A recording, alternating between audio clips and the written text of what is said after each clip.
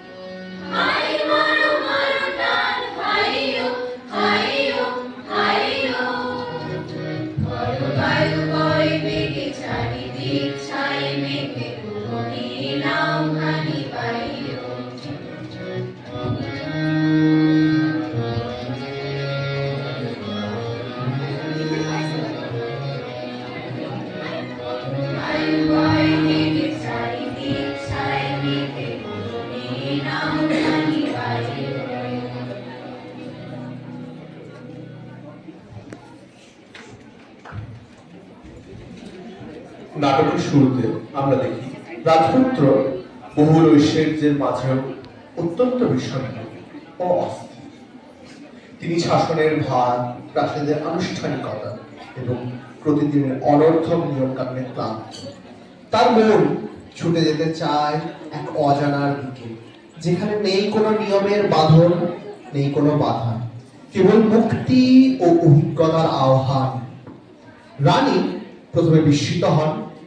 তার চোখে রাজপুত্রের জন্য স্থিতি ও সুরক্ষাই প্রধান, কিন্তু রাজপুত্রের মনে দৃঢ়তা ও স্বাধীনতার আকাঙ্ক্ষা দেখে তিনি তাকে আর বাধা দেন না। রাজপুত্র শুরু করলেন তার এক যাত্রা, এক অন্বেষণ, আত্ম উন্মোচন ও বিদ্রোহের পথে।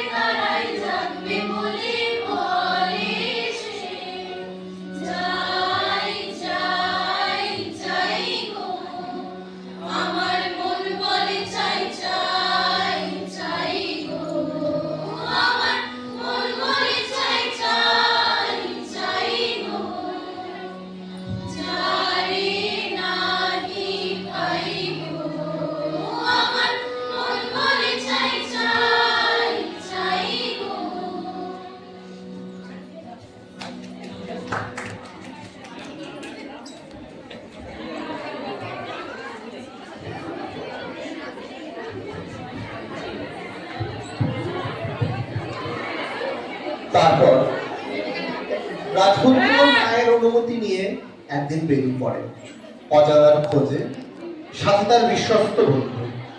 চারিদিকে ঘিরে থাকে সমুদ্রের অনন্ত নীল বিস্তার। সমুদ্রের বুক চিরে রাজপুত্রের জাহাজ যখন এগিয়ে চলেছে, হঠাৎই নেমে আসা এক প্রচন্ড ঝড়। আকাশ কালো, বাতাস বিক্ষুব্ধ, আর ঢেউ যেন আছড়ে পড়ে অস্তিত্বের ওপরে। ঝড় থেমে গেলে দেখা যায় রাজপুত্রের জাহাজ ভেঙে গিয়েছে। ছিন্ন ভিন্ন জাহাজের ধ্বংসস্তূপ বেরিয়ে রাজপুত্র বেরিয়ে যায় এক অজানা ভূখণ্ডে। সেই ভূখণ্ড, সেই ভূমি হলো তাসের দেশ। তাসের দেশে প্রবেশ করেই রাজপুত্র অনুভব করে এ যেন এক যান্ত্রিক পৃথিবী। মানুষ আছে কিন্তু অনুভূতি নেই, মুখ আছে কিন্তু ভাষা নেই। সবকিছুই চলে এক নিখুঁত নিয়মে। নড়াচড়া, কথা, ভাবনা সবই বেঁধে রাখা এক অদৃশ্য বেড়া যায়। তাসের সৈনিক, রানী, যুবক যুবতীরা সবাই যেন এক নির্জীব পুতুল, যারা না বলতে জানে না, তাদের নেই কোনো কল্পনা শক্তি। এই সমাজে ঢুকেই রাজপুত্র শুরু করেন তার সবচেয়ে বড় বিপ্লব, চেতনার বিপ্লব। তিনি প্রশ্ন তোলেন, হাসেন, কথা বলেন, গান করেন। তিনি বলেন, নিয়ম নয়। মায়ের অনুমতি নিয়ে একদিন বেরিয়ে পড়ে অজানার খোঁজে, সাথে তার বিশ্বস্ত বন্ধু। চারিদিকে ঘিরে থাকে সমুদ্রের অনন্ত নীল বিস্তার। সমুদ্রের বুক চিরে রাজপুত্রের জাহাজ যখন এগিয়ে চলেছে, হঠাৎই নেমে আসা এক প্রচন্ড ঝড়। আকাশ কালো, বাতাস বিক্ষুব্ধ, আর ঢেউ যেন আছড়ে পড়ে অস্তিত্বের ওপরে।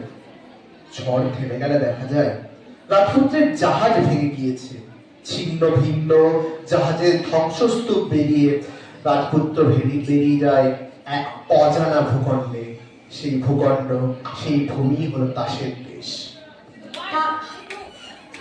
তাসের দেশে প্রবেশ করেই রাজপুত্র অনুভব করে এ যেন এক যান্ত্রিক পৃথিবী। মানুষ আছে কিন্তু অনুভূতি নেই, মুখ আছে কিন্তু ভাষা নেই। সবকিছুই চলে এক নিখুঁত নিয়মে। নড়াচড়া, কথা, ভাবনা সবই বেঁধে রাখা এক অদৃশ্য বেড়া যায়। তাসের সৈনিক, রানী, যুবক যুবতীরা সবাই যেন এক নির্জীব পুতুল, যারা না বলতে জানে না, তাদের নেই কোনো কল্পনা শক্তি। এই সমাজে ঢুকেই রাজপুত্র শুরু করেন তার সবচেয়ে বড় বিপ্লব, চেতনার বিপ্লব। তিনি প্রশ্ন তোলেন, হাসেন, কথা বলেন, গান করেন। তিনি বলেন, নিয়ম নয়, চাই জীবন। এবং সেই নতুন বোধের আগুন ছড়িয়ে পড়ে তাসের দেশের যুব হৃদয়ে। শুরু হয় এক বিপ্লবী আহ্বান।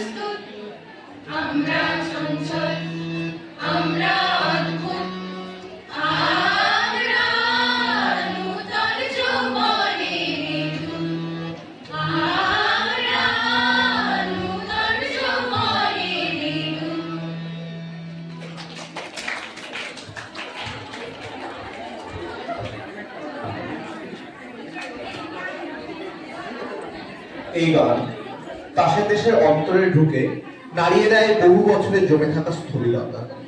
তাসের সৈনিকেরা যারা শুধু এতদিন আদেশ পালন করত, তারাও আজ থমকে দাঁড়ায়।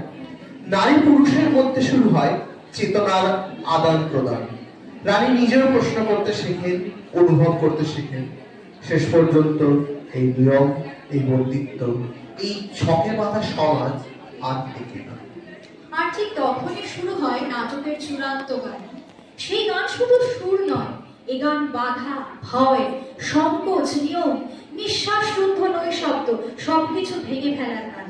তাসের পুতুলেরা আর পুতুল থাকে না, তারা মানুষে পরিণত হয়। সম্মিলিত কণ্ঠে উচ্চারিত হয় স্বাধীনতার জয়গান।